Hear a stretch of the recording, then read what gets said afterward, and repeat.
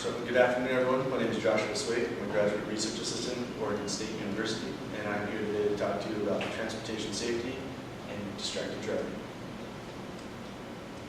A little bit about me. I'm a civil engineer. I graduated from Oregon State University with my bachelor's in science in civil engineering in 2011, and I'm currently in pursuit of my master's degree with a focus on transportation engineering.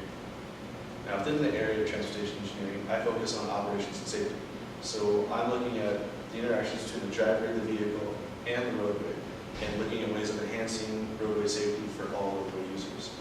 And looking at this, we deal a lot with human factors, which basically looks at human behavior and how their interactions contribute to the safety of the roadway. Human factors is hugely multidisciplinary, so for something as simple as enhancing safety for all roadway users, we have to look into engineering, statistics, business, computer science, medicine, public health, physiology, and psychology. So we can see that this problem is complex and takes a lot of collaboration between multiple departments. What is driver distraction? So we define driver distraction as anything that diminishes attention away from the driving task. Now we break driving task down into three different elements. Control, which is actual physical control of your vehicle. Guidance, which is guiding the vehicle on a safe path. And navigation, which is knowing where you want to go and how you want to get there. Now, distractions come in many different forms. It can be in vehicle or outside of the vehicle, such as a cell phone, radio, touchscreen, navigation, a passenger, or even a piece of food. We break our distractions into three types. Manual, which is actually taking a hand off the steering wheel or a foot off the pedal to do some sort of other activity, like grabbing a cell phone, checking out the radio, or say reaching in the back seat for the switch. There's visual, which is taking your eyes off the roadway, so you're looking at scenery, looking at a passenger, examining what's going on in somebody else's car, anything that takes your visual attention away from the road. And then cognitive, so taking your complete mental focus off of the roadway and putting it somewhere else. So, thinking about your day, what you have to do, what you can do tomorrow, or say, for instance, your it's important to know that not all distractions are going to fall into a single, category. It's more likely that they're going to touch on two or even three of these types of distractions. Say, for instance, texting, you're going to have to reach for your phone, which is a manual distraction. You're going to have to read the text, which is a visual distraction, and then you have to think about how you want to respond. So that's cognitive. Now, it's also important to know that not all distractions are going to come from things outside of the vehicle. In-vehicle technologies such as a touchscreen radio, GPS, or even cruise control can act as in-vehicle distractions. So right now we have a video that we want to show you. I want you to examine the driver and how he behaves and tell me if he is giving complete attention to his responsibilities as a driver in the driving task.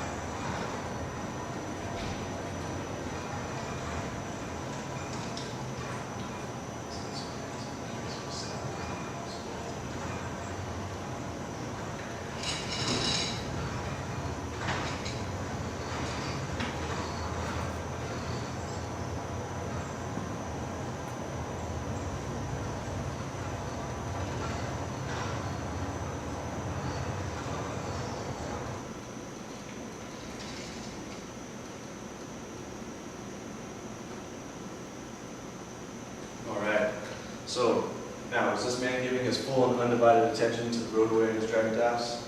No. No, that's right. Okay, so what kind of distractions do we see? Visual. He was looking at his paperwork instead of the roadway. Okay, what else do we see? Cognitive, he was thinking about his paperwork. Exactly. And then maybe was there one more? There's manual too, because he doesn't have his hands on the steering wheel. Right. So, we have manual distraction, hands on the steering wheel.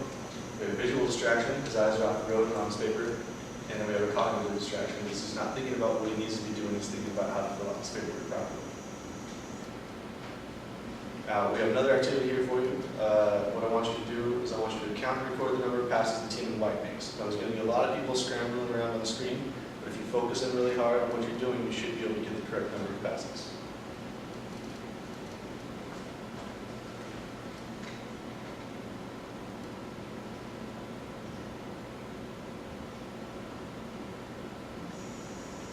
This is an awareness test. How many passes does the team in white make?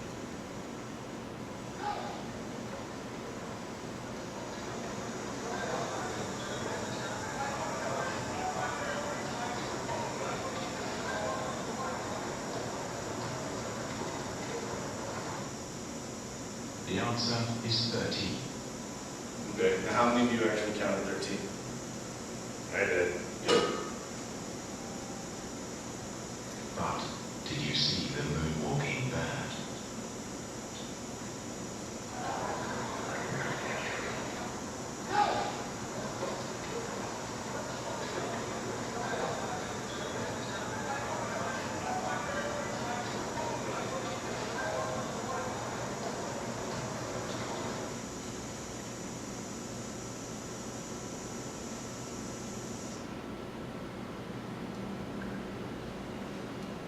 Okay. Now, as you can see from this video, it's very easy to miss things in plain sight if you're not focusing on what you need to be focusing on. Now, if we relate this to driving, say you're playing with the radio, or you're talking to a friend, or you're eating, or you're texting, you can miss things in the roadway, be like a stop sign, red light, car in front of you, or even, say, a dog running out the middle of the roadway. Now, there's been ample research done in the area of driver distraction, and we've come up with certain results. Now, we know for sure that driver response time increases as you are distracted, and following distance becomes more variable. We also know that your ability to attend roadway hazards decreases as you are distracted. Now, looking further into the data, we see that there are 3,000 fatalities per day worldwide due to motor vehicle crashes. And it just so happens that in the U.S., it's the #1 cause of death in individuals aged 4 to 34. Now, here we have a graph, pictorializing this. So this shows the driver crash fatality rates per 100 million vehicle miles traveled. Now, we can see that we're pretty safe drivers from the age of 30 to about the age of 65, 70. Now, our most vulnerable roadway users are going to be people aged 16 to 20 and 75 plus. Now, this is probably due because the younger drivers are inexperienced and they're put in situations they're not used to or accustomed to, and they're going to probably make some wrong decisions.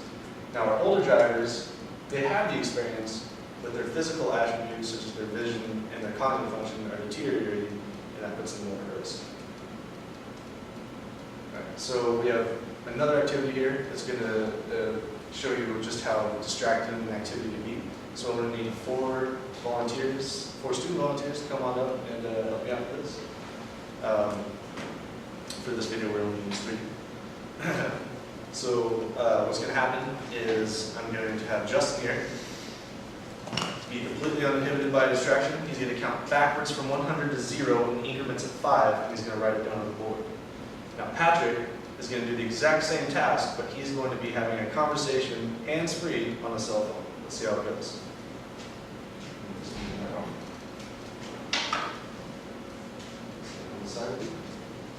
And go. Alright, how's it going? Yeah, that's interesting. What time do you think you're going to get done with that? Do you want to meet up maybe after that?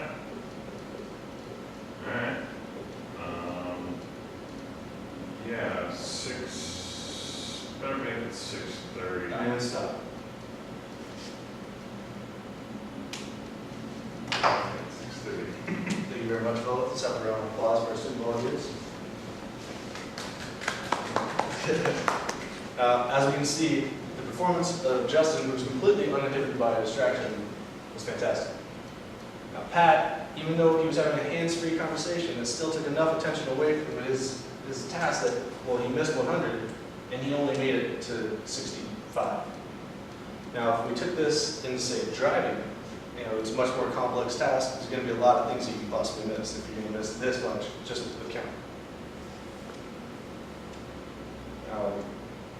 There's ways that we can monitor and examine driver behavior, and there's a myriad of ways we can do this, but the two most predominant ways out in the field right now are driving simulation, which is the type of work we do at Oregon State, or the use of an instrumented vehicle, which is the type of work they do at the University of Washington.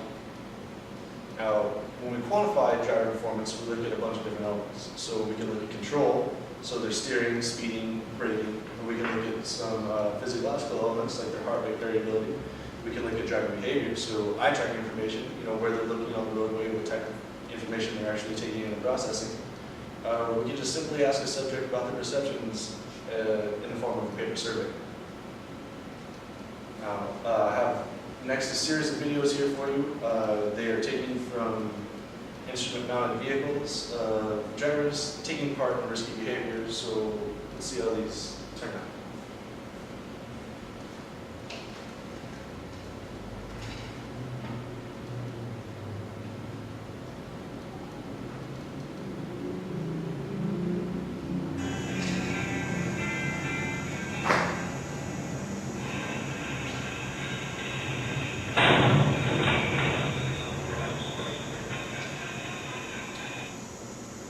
We can see this driver was trying to text while driving. He goes off the roadway, hits a mailbox. Now the flashing lights at the bottom of the screen is the in-vehicle technology that's actually recording the data of the driver performance, and the flashing light means that there's been a safety-related event. Now, let's look at someone trying to put on some lipstick.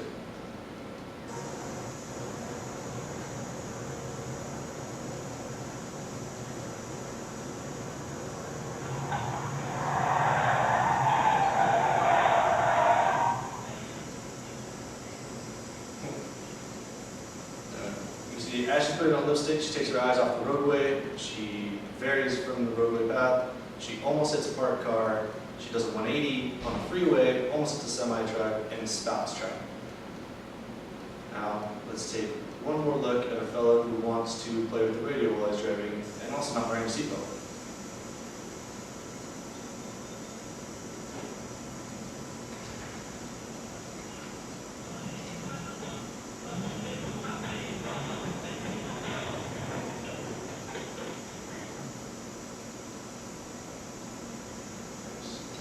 So as you see, he takes his eyes off the roadway to look at his radio and what station he's listening to, doesn't see a car pulling out in front of him, and gets into an accident, and flips out of his seat because he's not wearing a seatbelt.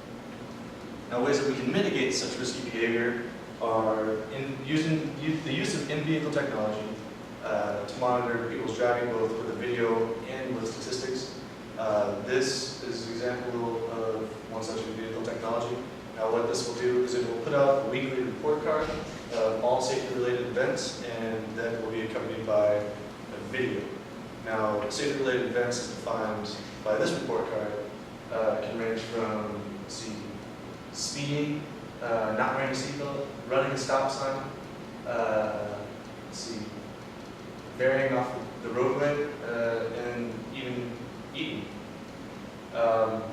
Now, with this type of in-vehicle technology, we can actually reduce the risky behavior teams are willing to take inside the car because they have to answer, for what they're doing. If they don't think somebody's watching them every day, they might take part in this risky behavior, but if they know that their parents are going to be looking at the performance and a video of what they're doing in the car, they're going to be less likely to take part in this risky performance. And there's actually a study that showed that they were able to reduce safety-related events by 86% in their high-end drivers. So, in conclusion, I would like to remind you that any sort of distracted driving is dangerous, and that we can be distracted in 3 different ways: manual, visual, and cognitive, and all 3 of these can add to an increased crash risk. Now, with that, I would like to open it up to any sort of questions that you may have.